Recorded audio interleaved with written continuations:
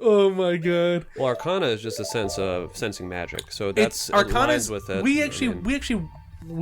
That's detect magic. It gets rid of that. So. Yeah. We actually I'll have people like roll an Arcana check when Alex wants to do like a spell that doesn't, but she wants to do it a little different than like what the spell normally does.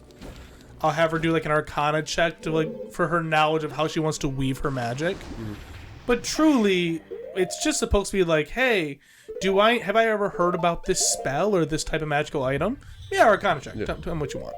So it's like a history check for magic specifically. Exactly, because history is supposed to be like world knowledge, lore. Yeah, world knowledge, lore, or maybe even like religious relics and stuff. Would that be a religion check? Yeah. Okay.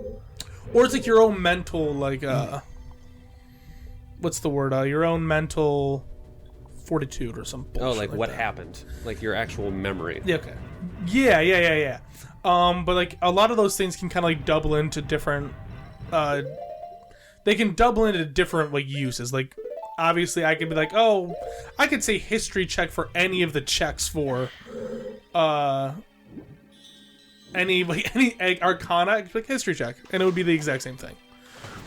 They could have condensed that probably a little bit more. I don't remember what I was saying before. We had a little camera battery switch out. Yeah. I don't remember what I was saying. Oh, but you said like, she's still playing her as a barbarian. Yeah, off camera I was saying that like it's Alex has the very unique challenge of starting a character as being something totally different than where she started. Right? There's so many things that's happened to Astrid. So we had this player who was a barbarian, started the story, and then they got an intellect band of knowledge, and all of a sudden basically became way smarter than she ever was supposed to be. And now sometimes... And she took advantage of that by investing, because we love to power play in our campaigns. We do feats and ability score modifier increases so that like people always kind of feel like they're really capable of what they do. And typically people enjoy that. It's actually only supposed to make Alex feel fine and have a scapegoat for just demolishing our party. Yeah, I see you all died with all these things. Wow. It must be your fault. I mean, I gave you all this stuff. I don't know why you guys are sucking. So. But yeah, so I gave everyone in the campaign a free 5 levels outside of their normal levels. And now my new character doesn't even get that shit. Yep, unfortunately. Stupid. Well, you could. What, about going back to the tournament and fighting? Why are you so strong? Go back in for round 2. Defend your title. And so she took those 5 levels, she invested it in wizard, and then she had like a wizard barbarian who also had freaking who also had, didn't she have like a fighter too? Maybe. I don't know. So she had fighter, barbarian, wizard. It was confusing. And then there was some reincarnation stuff happening in the campaign where she reincarnated and I said, okay, well, you can use your levels that you've had beforehand and you can redistribute them in any way that you want. And she went full wizard. So now at this point in the campaign, she's a level 20 wizard.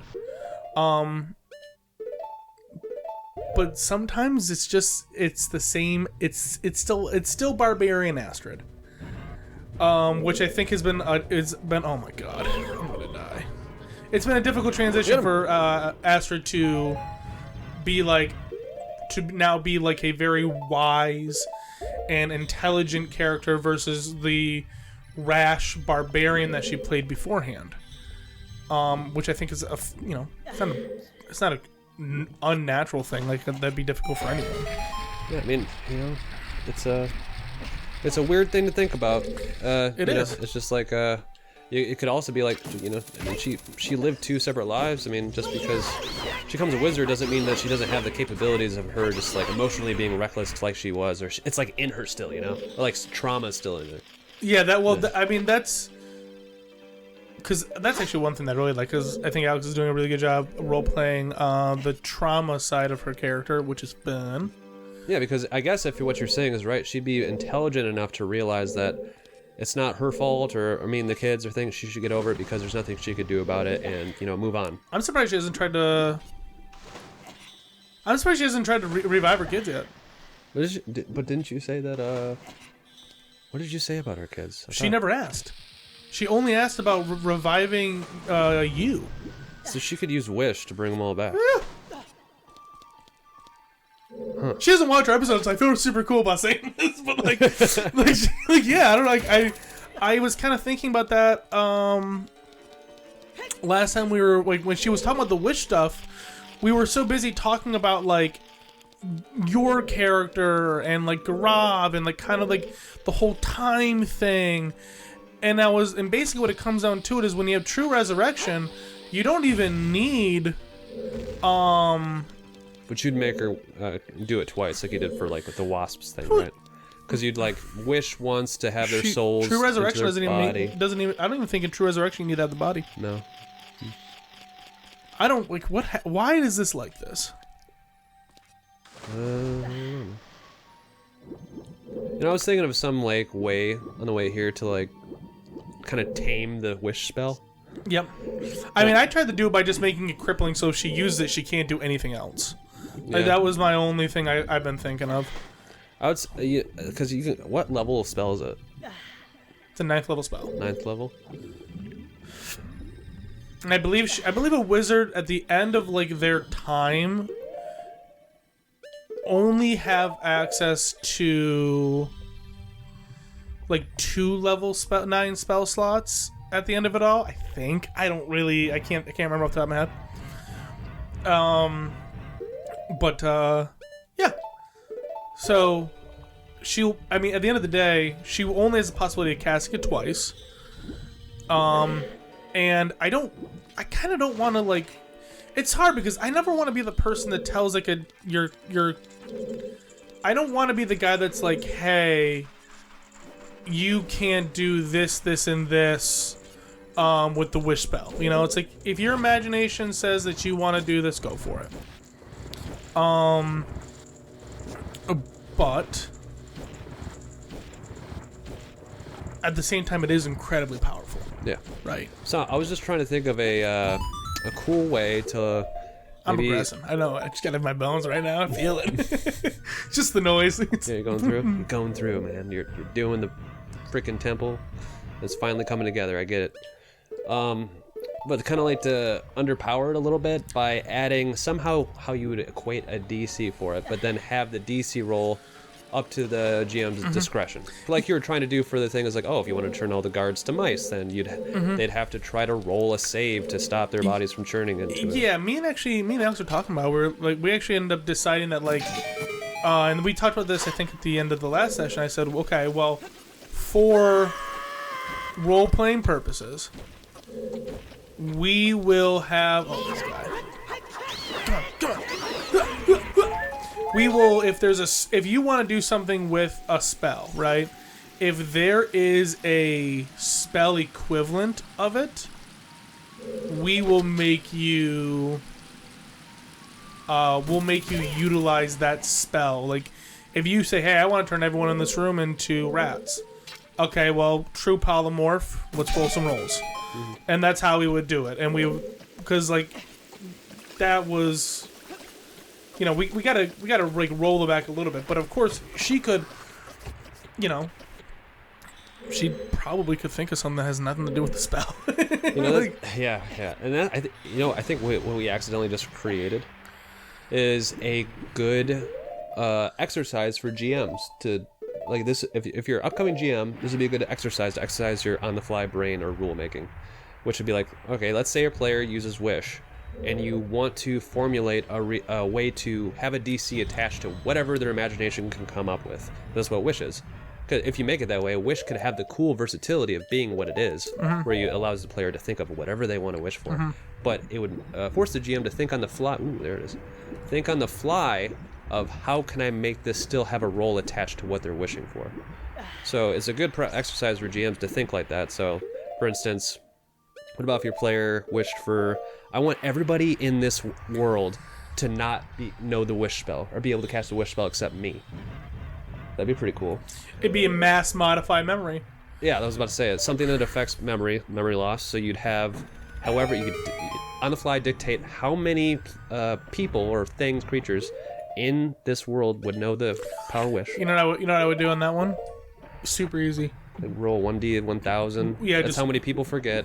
So every time you have a new character that's introduced that would know the wish spell, or before they cast a wish spell, you'd roll that ratio of whether or not they would even be able to cast it. Yeah, I would just say. You know what I would do? I would roll I would say, I would make up a bullshit number in my head that doesn't mean anything, right? Yeah, 1000. Yeah, or like I would even say 1,000 people knowing the wish spell in a world would be too much. Or I guess whatever ratio you want. Like you could just say roll 1d 100, whatever ratio. Let's say they get 33. Then now anybody before you cast any wish spell on a new player or enemy, you'd roll a 1d3 if they got 33, and it'd be like, okay, if it lands on a 1, they can't cast it and they don't know wish. If I get a 2 or a 3, they know wish. Yeah, I would have them roll. I would roll. I would have to find some way to do a mass, and like saving throw. Yeah, just like I said. I mean, whatever ratio they get out of the 1d100, you just lower it to, let's say you got a 45, that's closer to a third. Mm-hmm. Okay, I'm going to make it a third then. So if you guys run into any enemies in the future that cast wish, you might have to remind me. Before they even cast it, they have to roll a 1d3, and if they hit a 1, they can't cast it. They forgot how to use it. Mm-hmm. Or or any wizard that they might come across. Yeah, they would have to preemptively roll that ratio roll, make it to where they weren't affected during that mass memory loss. I probably would just do something along the lines similar to like as I'm making them, I would just like do the DC save right there. Yeah. But it is kind of cool though. You would remove the suspense of you being like, okay guys, I put wish on this guy's thing. Let's see if he was one of the wizards. Yeah. That forgot how to do it. So it's like everyone's like, fuck. Everyone's like, God damn it, no. Yes, I'm the best. Alex is feeling himself right now in the world of Zelda. Yeah, dude, I'm. Okay, guys, we went a little and bit on that overboard. part, we'll end his stride. He's feeling so good. All right, join us next episode where he might not be feeling as good. Okay, guys. All right. Like, oh god, that's what I really wanted. I came here to see a train wreck. We are cruising along this highway of Ocarina. And we're spending not a lot of time here. For you see, we are here to kick butt and take names. It has been like a lot. I feel like we've been here. He's like our 4th episode in the temple. Oh yeah, well, easily. This has all been a blur of really cool things. Like there's just a random dragon with a gem in his mouth. Yeah, I don't know why they did that. They're like, hey guys, you know what this temple needs? It's like I got this cool 3D model of a dragon. 2 words. It's like dragon gem. Yeah, just put a gem in its mouth and just have it chilling there. So yeah, Water Temple is kind of living up to its name. You think? Yeah. Well, I'll tell you what.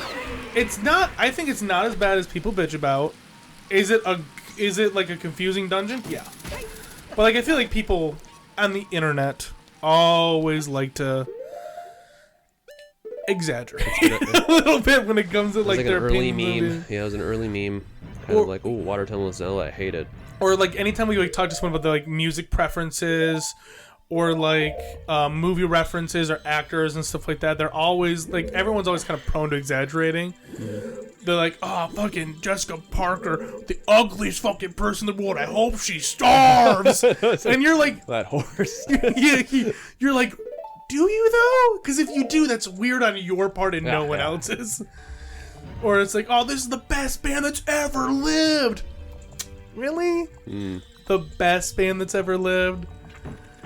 You sure you're not being a little biased because you have good memories attached to it? We're sure about that? Unless they're talking about the legitimate best band that's ever lived. Which who knows if they are. Sting. There has to be one, right? Sting. Which is Sting. Yeah. God will agree. Yeah, this one's for Jesus. Can't think of a Sting song right now for the life of me. That's alright, man. Oh, come sail away. Is that Sting song? I hope not. I think it is. I think I'm going in the right one. We'll see. Oh. Nope. Nope, nada. Come sail away with me.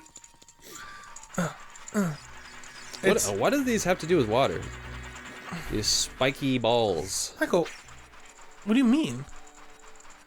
Well, I'm just saying, if water was an ability There's score... spikes all over the ocean. No, if water was an ability score, and then it had these weird spiky balls in it, I'd just be like, this isn't water, you know what I'm saying?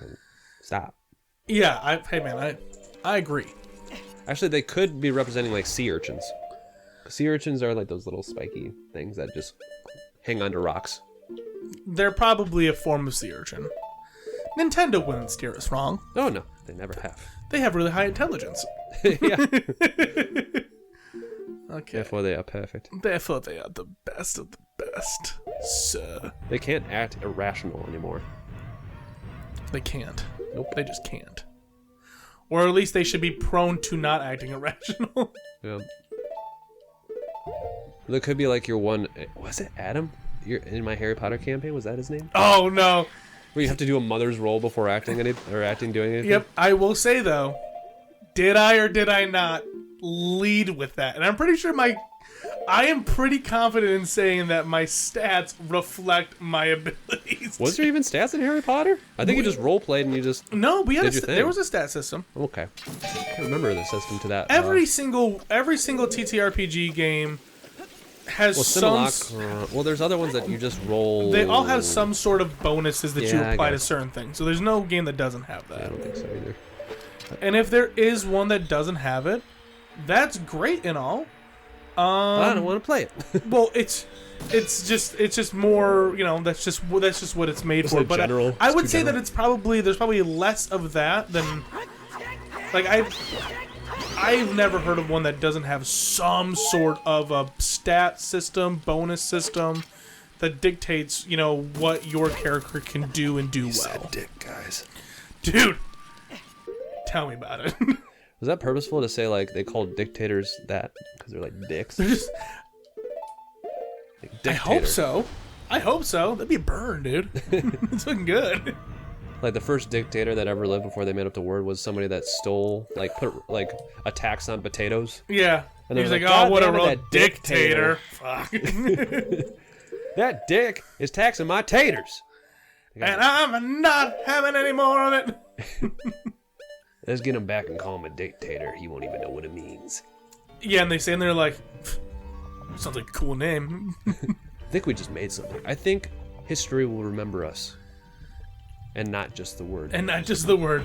We will go down in history. And then they become the dictators that people are like, no, we made the word up. We deserve to rule over you.